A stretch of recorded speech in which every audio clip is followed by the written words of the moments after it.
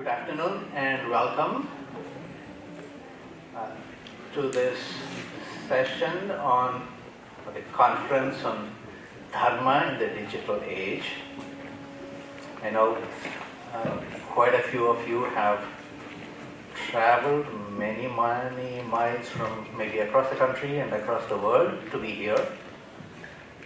So it is my privilege to give you a warm welcome this afternoon. I think it's 95 degrees outside.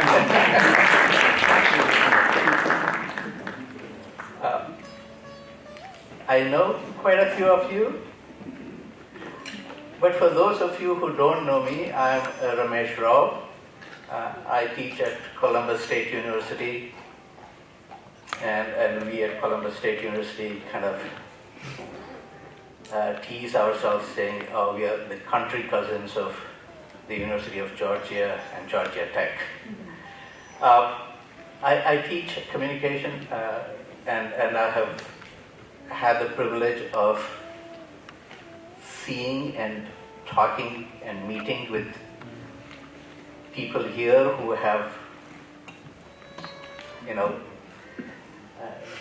been at the forefront of what we are going to be talking and discussing the next 3 days, or at least this afternoon and the next 2 days.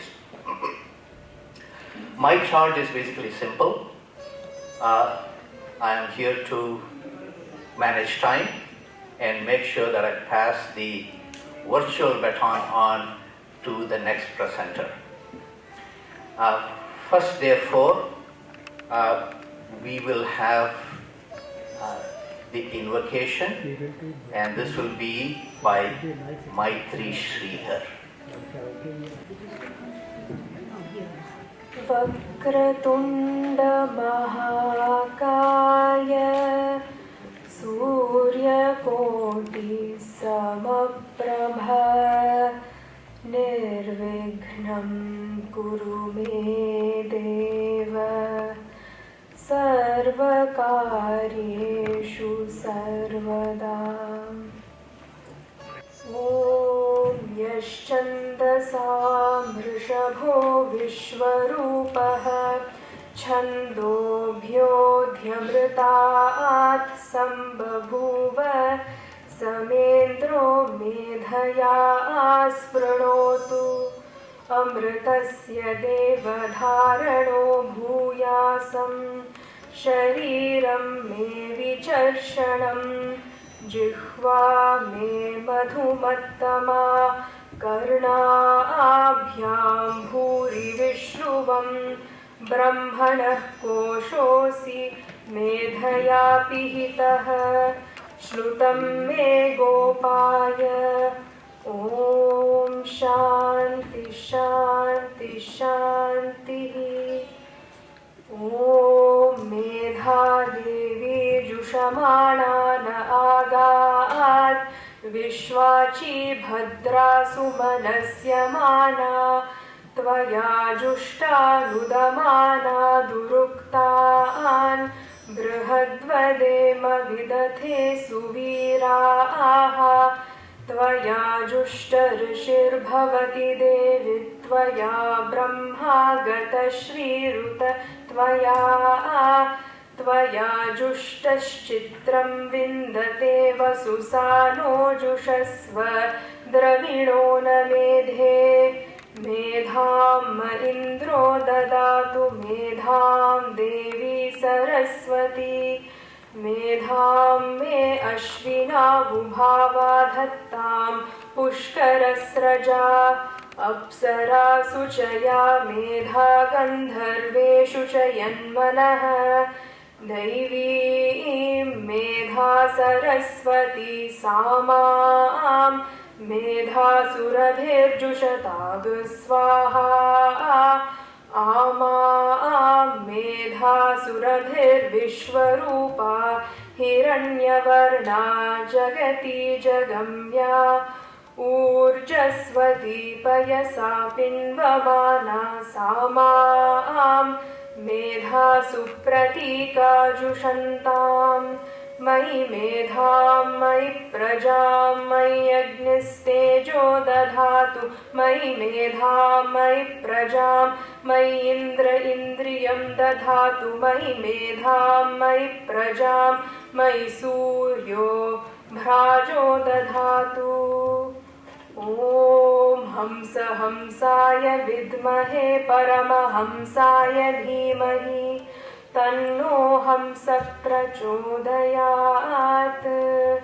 ॐ शान्ति शान्ति शान्तिः May He, the Lord of all, bless me with wisdom. May I be adorned with the knowledge of Brahman that leads to immortality. May my body become strong and vigorous. May I always utter delightful words. May I hear much with my ears. May I never forget all that I have learned. Om, peace, peace, peace. Let the goddess of intellect come here with happiness. May we become greatly intelligent and know the ultimate. By your grace, one becomes a saint, one becomes learned, one becomes rich, and so give us wealth and intellect. Goddess of intelligence is Saraswati. Let the intelligence spread like fragrance. Intelligence is glorious in form and is like nectar. Intelligence is golden and pervades the entire universe. Intelligence is powerful and is sought after continuously. Let it come to me with love and favor me.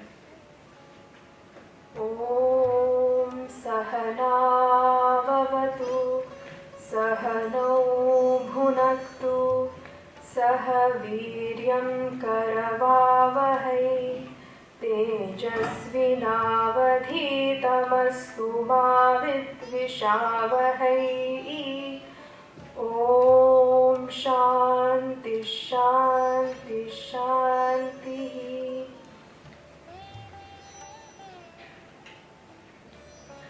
May He protect us both. May He nourish us. May we acquire the capacity to study and understand the scriptures. May our study be brilliant. May we not cavil at each other. Om, peace, peace, peace. Hari Om. Namaste. Wonderful invocation. And next I would like to invite our guests of honor onto the stage, and that would be Rajiv Malhotra, Manohar Shinde, Dr. Ashish Pandey, and Dr. Ramasubramanian.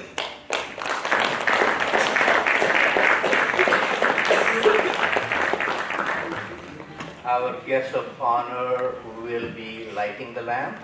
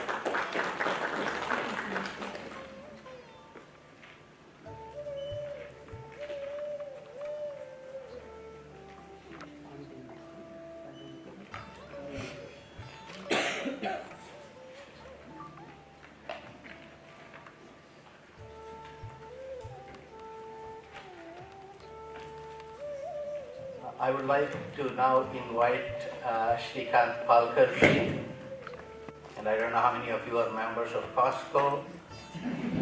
If you are, you would be happy to know that he was responsible for establishing Costco's Data Science and Analytics Center and served as the director of Costco's Advanced Analytics and Business Intelligence Management Office.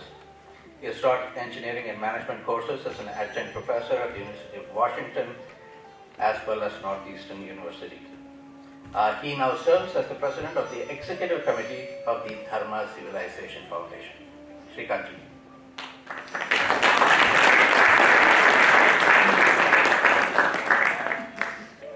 Namaste.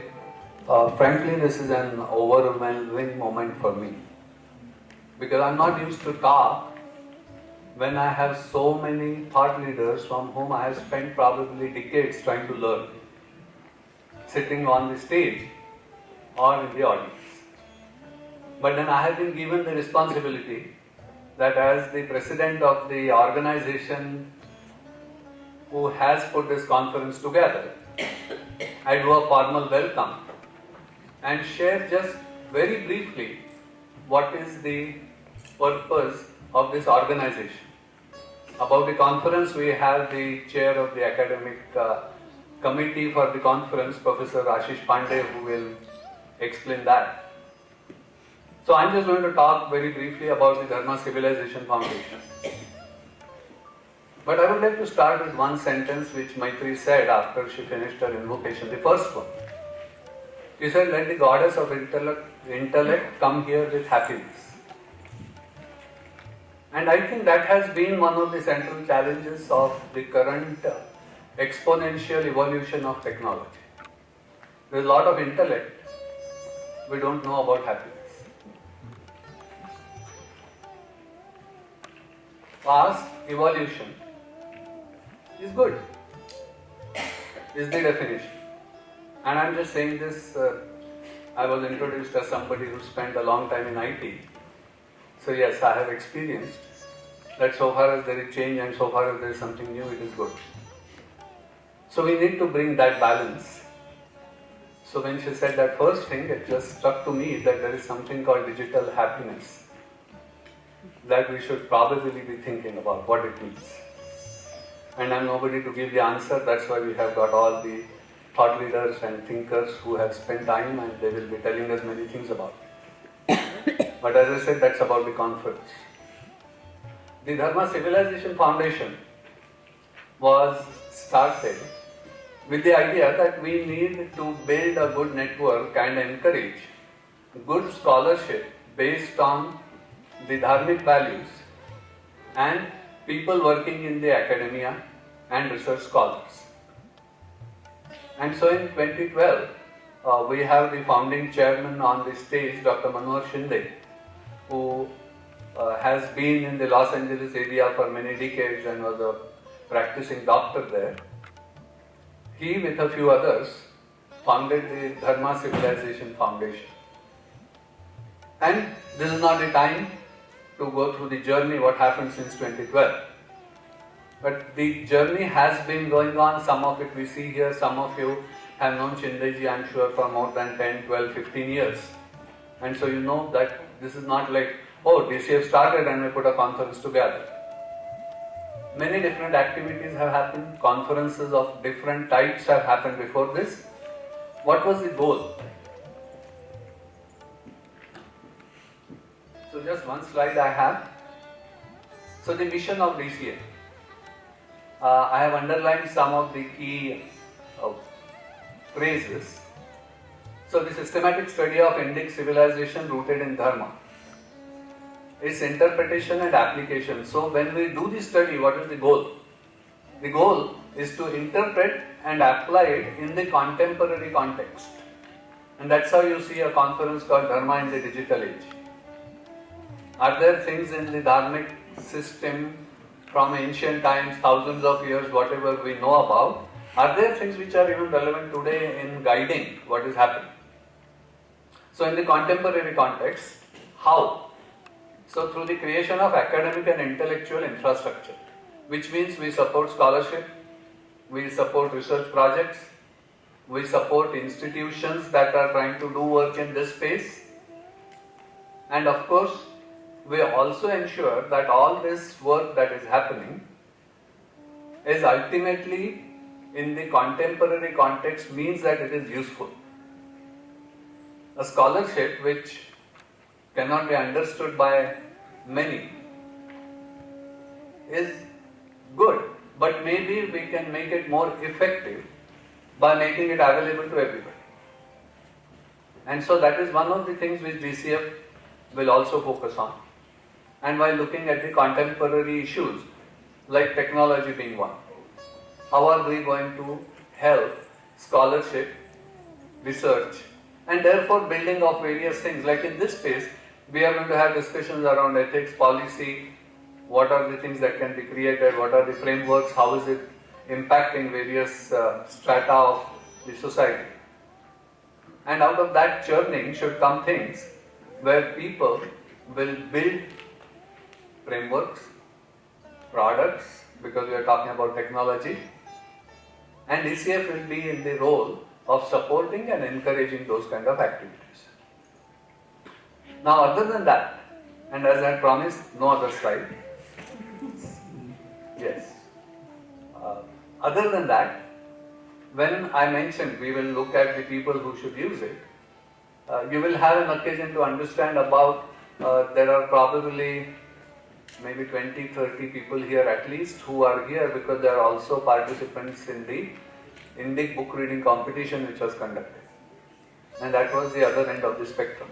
We have the scholars and then we have the end users, so to say. And we want to bring them together. Again, I'm not going to go into those details. There is a separate time when we will talk about and you will know.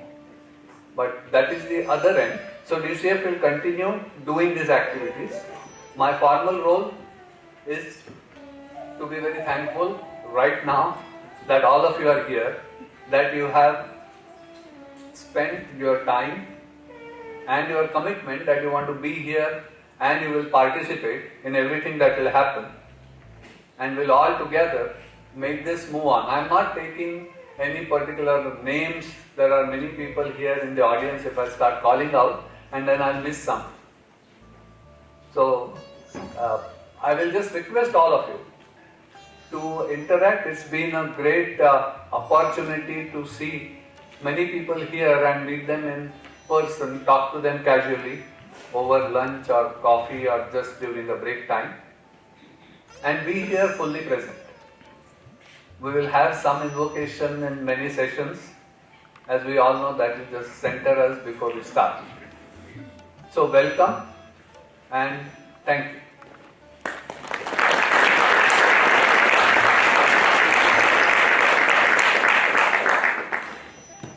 Thank you, Srikanti. It is next on the list here. We have a conference overview that is going to be offered by Professor Ashish Pandey, who teaches at the Shailesh Mehta School of Management at IIT Bombay, and whose research interests are in mindfulness and yoga and its relevance in management, as well as spirituality in the workplace, business and society. He is also interested in the area of best practices in management. Dr. Ashish Pandey.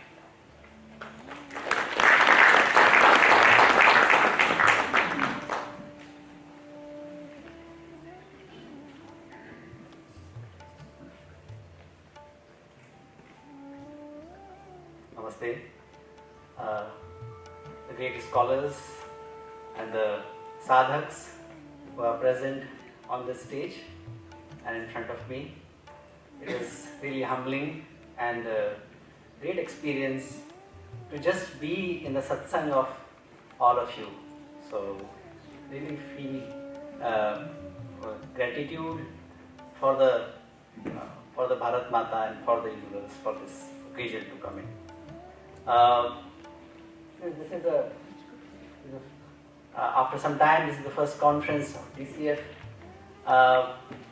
We know that the dharma is the basis and the digital is the context. Dharma has been defined as a way, as something which is the basis, which sustains everything. And we have a website, dharmawiki.org, which I have a privilege of working on with Professor Ganesh of the Computer Science in IIT Bombay. Mimamsa has its definition of dharma, Vaisheshik has the definition, the smriti. Essentially, though they explain the specifics, but the essence is that which holds and based on which things can be held. That is dharma, the shreyas and abhyuday, the material resurgence and the spiritual awakening. Both are the aspects of the dharma. If we look at dharma from the policy point of view, from the point of view of modern contemporary institutions, this one of the popular sutras of the Chanakya Niti explains very well how the micro, the individual level, the Indriya Nigraha is connected to macro, which is governance, and how Vigyan should be evaluated in the light of dharma. So, for example, Vigyan is that which leads to self-enrichment. This is one of the pointers to reflect on the technology. Is technology is resulting into self-enrichment, self-mastery, or it is on the name of convenience are taking us away from our sattva, from our self. These are some of the questions which we are going to reflect upon. Technology is understood in various ways. Why we need to look at technology from the perspective of dharma? Because technology is not neutral. Science can be neutral. For the argument, we can say that the examination of science can be value free, but technology always has some purpose, and whenever there is a purpose, there happens to be the question and concern for values, so it cannot be value free.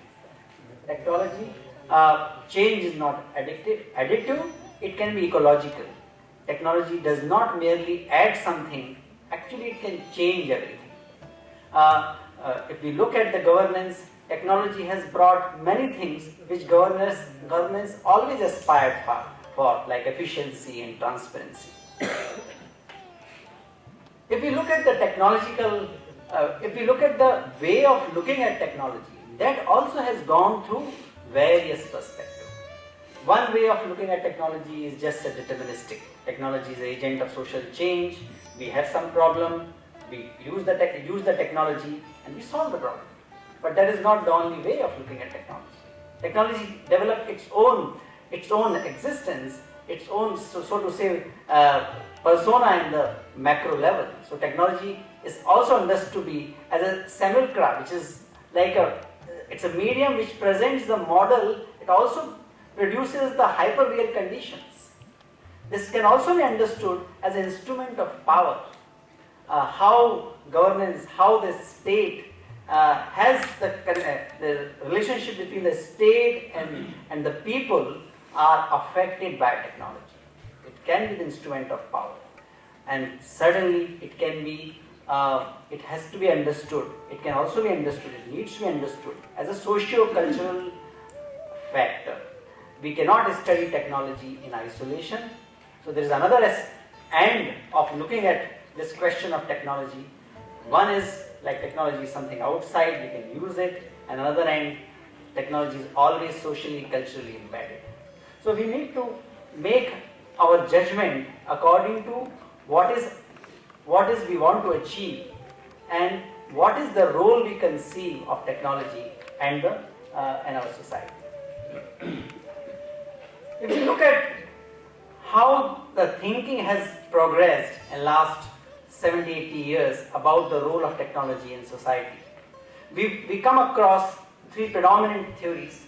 Socio-technical school predominantly came in 50s, which looked at technology as a part of the social system, and it talked about the joint optimization. The operations management, the production science talked about the optimization, but it was realized that if the social system and the operationals and the technological system, they always interact.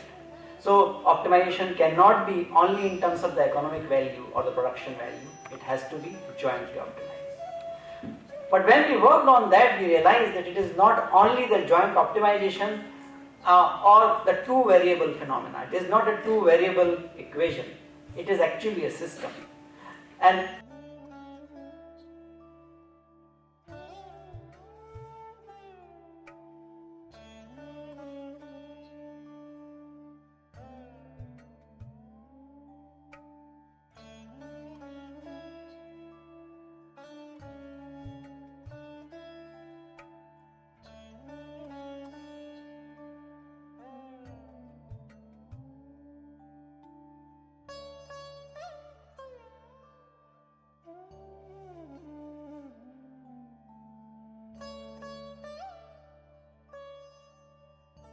it is part of that system which has other non-human systems as well. So the actor network theory looks at technology, non-human factor, as well as multiple human factors, the multiple factors and which make the network. And what we look for in achieving is not optimization, but network symmetry. As this was happening, this was in line with the systems thinking which was progressing in the 70s, and the soft system and hard system, those things developed. Of late, we have started looking at technology from the cultural historical activity theory perspective. Check. Because it is not only about the network, it is not only about the symmetry, it is deep down in our worldview. It is about our finite province of meaning. It is how we make sense to the world and how we make sense of the world. So it is deeply cultural as well. If we look at what has been, if we look at technology and if we apply the lens of dharma, what are the things comes to our mind first? When we think about dharma, naturally the harmony, non-harmony, simplicity, moderation, purpose and intent, vyavaharik and paramarthik, the balance of both, these things come to our mind.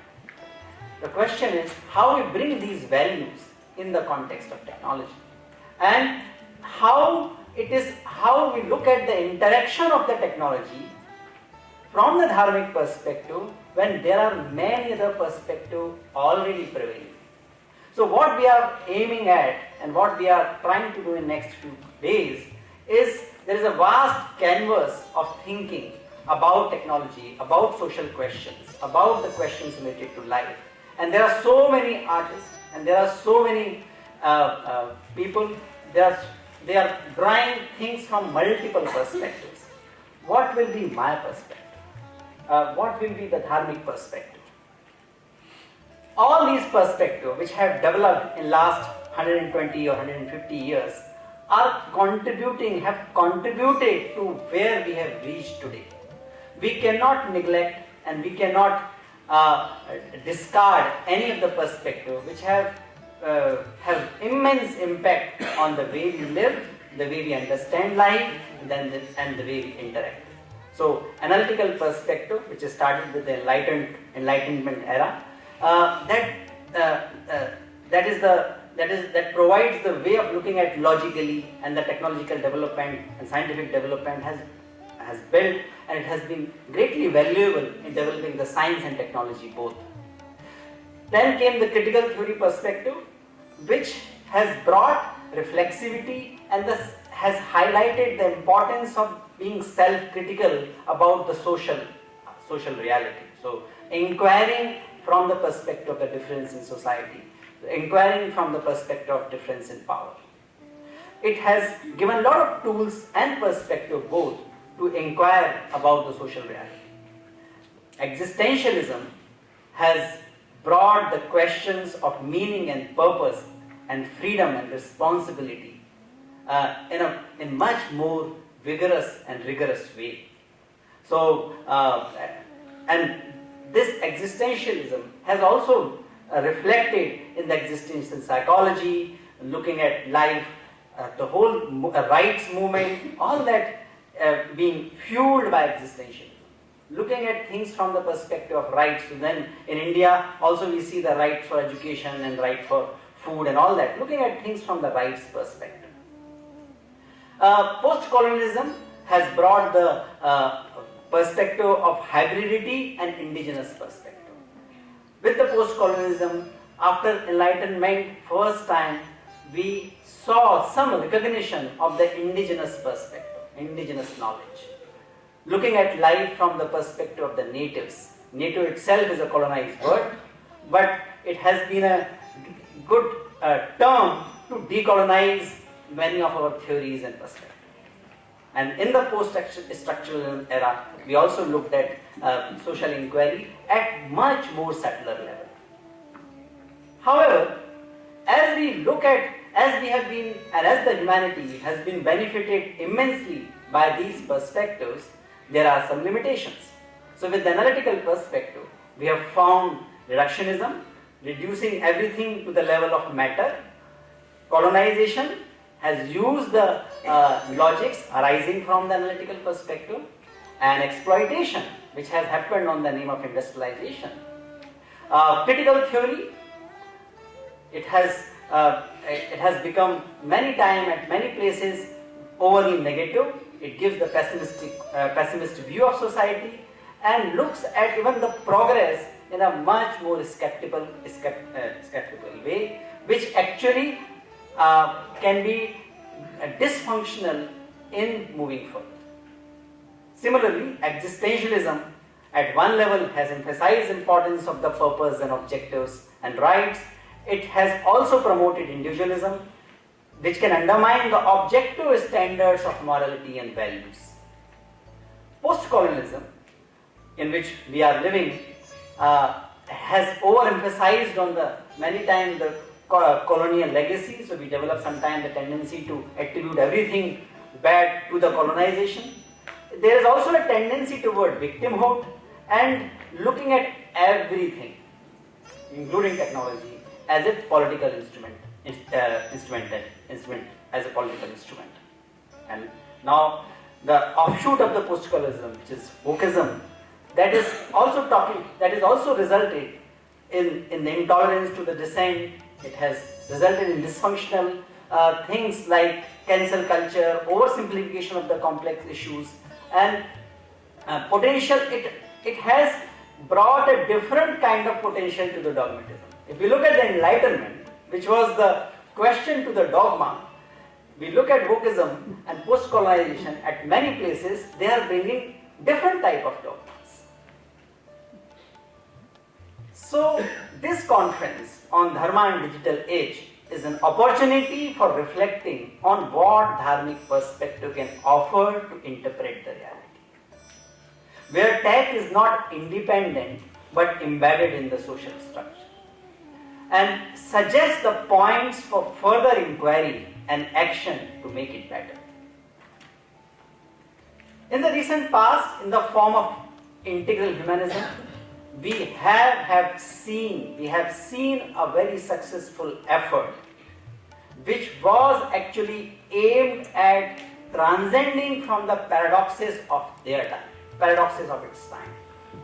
What was the integral humanism? The basic premise was that we need a system which is beyond the capitalism and beyond the communism. So let us take a step back and reflect on how some of the organizations, Rashtriya Swayamsevak Sangh and its offshoot, they were able to get so much significance. And I propose that they were able to get significance is not only a political, certainly less of political and more of ideological project. It has provided the ways of handling the paradoxes of its time. And it has brought the questions of national pride, going beyond the capitalism, the binary of the capitalism and communism. It has helped in making people remain connected to the roots, at the same time pursuing the wealth and achieving the progress. So that is, and we have certain good anchors, which are the anchors which have become the anchor for the discourse as well as for the policy. And of course the policy includes the conception of the policy and policy implementation, like Antyodaya, national unity, ethical governance, environmental sustainability. They have been great points of the integral humanism, and which has brought the narrative to the next level, going beyond the binaries. So the challenge and opportunity in front of us is that as integral humanism showed the way out of the major paradoxes in last 7-8 decades, as I mentioned, globalization, nationalism, fragmentation and integration in the human society, reductionism versus the recognition of the cultural and spiritual values, reductionist versus holistic perspectives. It has brought our discourse and understanding to the next level. And as we believe that dharma is sanatana, and whenever there is a question of life, Dharma can provide the answer. Dharma has the potential to answer. Can we propose an integral solution of the most pressing and challenging paradoxes of today's world, of the current time? So with this objective, we have wonderful line of speakers, scholars who have been gracious and very generous in sharing their time. Professor Ram Subramaniam sir, Adriniya Rajiv Malhotra ji, Professor Jagdish Sheth, all three are present at the moment. We are also going to have Mr. Jonathan Granoff, Professor Subhash Kak, and Mr. Ramesh Babuji, who will be interacting in next 3 days and next 2 days. We have panels, technology and society, multiple worldview. This is the first panel, which is going to provide the overview of the whole of this field. We are going to have a panel on the significance of family and community in the age of rapid technological change. Dharma of art and representation in digital age is the another panel discussion we are going to have. The artists who are very well not only with the art but also the technology will be speaking and sharing their perspective. Managing personal well-being in the digital age. I teach at IIT Bombay, and many times when students take admissions, their parents ask us how we should ask our kids, and how sometimes children also ask how do we plan our stay on the campus so that we can draw the best value and the most value out of it. And most of us say, you just take care of your body and mind, have a good sleep, good food, and manage your time well, everything else will happen. But this has become such a challenging thing. So something which is obvious needs systematic thinking and delineation of the principles and following those. So we have panel on that and managing personal and the reimagining of the institutional technology and the governance. So technology from the micro perspective, from the social perspective, from the governance perspective, institutional perspective, they are going to be discussed. Many of the panels have keynote speeches also for the lead speakers. Those people who are working in this area for a very long time, they will be giving the keynote and they will be engaged in the discussion. Each panel is decided in a way which has sufficient time for the interaction from the audience.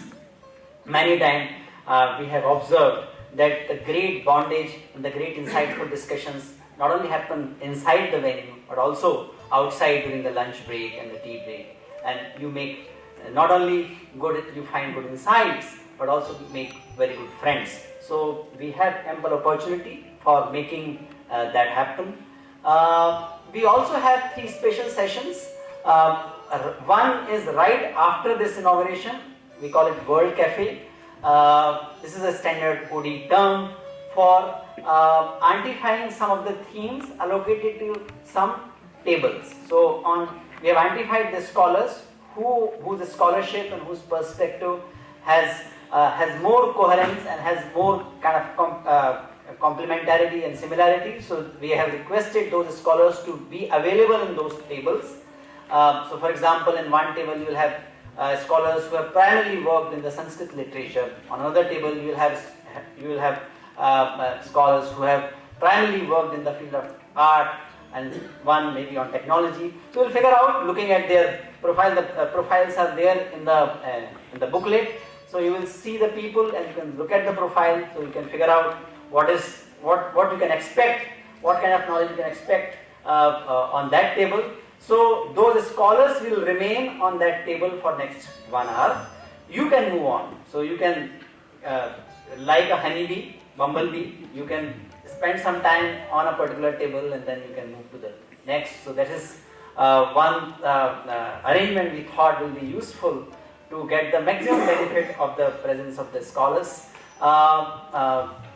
We also have a session which is dedicated to know what right hand is doing, to get right hand know what left hand is doing, and that kind of thing. So many organizations are working in this space. We must know who is doing what. All of them are doing work, pursuing scholarship, doing work in the society at different strata with a lot of commitment and the element of sadhana. So there is a session where you come to know who is doing what, and this is also an opportunity.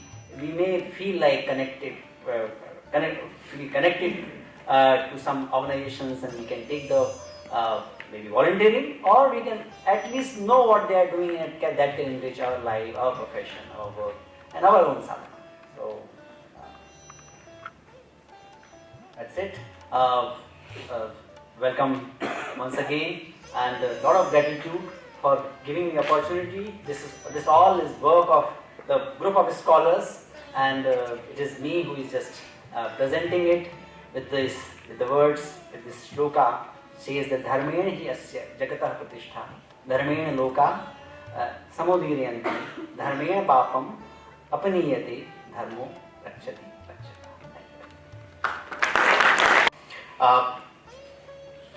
At the break, you can just walk out across the corridor here to the international lounge, where some tea and hopefully some samosas will be there, and where you can meet people. But remember, the plenary session is in this space, in this auditorium. So please make your way back here for that.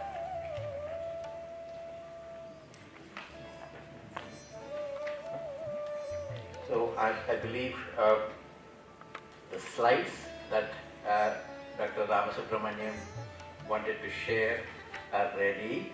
So